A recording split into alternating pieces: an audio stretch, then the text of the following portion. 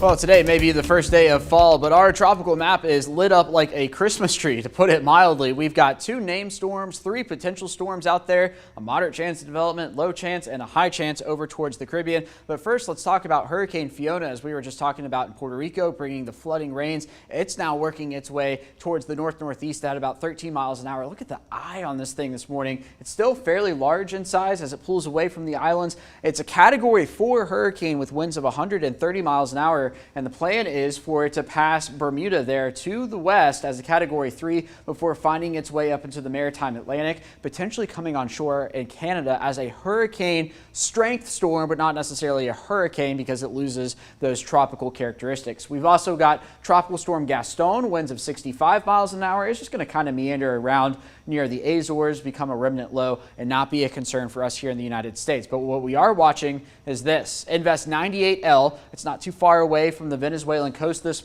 morning, beginning to move towards the west, or continuing to move towards the west here at about 15 miles an hour. Well, let's play the models forward on this. This is the GFS and the Euro side by side. You can see them developing it through the weekend and into next week. Here we are. This is going to be Monday evening, moving into the Gulf of Mexico. As I continue to play this forward here, you can see it's trying to, the Euro right here, trying to pull this up towards the Big Bend of Florida. The GFS making a stronger storm here in the central Gulf of Mexico, still trying to pull that towards the north. So we've got a lot to watch with this as we head through the next few days to see how this lines up in the Gulf of Mexico. But the model's in fairly good agreement that it is headed toward the Gulf of Mexico. This is the spaghetti plot with the GFS model. These are the different members of the GFS model. You can see fairly good agreement there. Somewhere between Cuba and the Yucatan Peninsula is where this thing is headed. So what we need to be talking about right now is the disturbance is in the Caribbean and is expected to form in the next day or so. The major global models are pulling it into the Gulf of Mexico, which of course is an area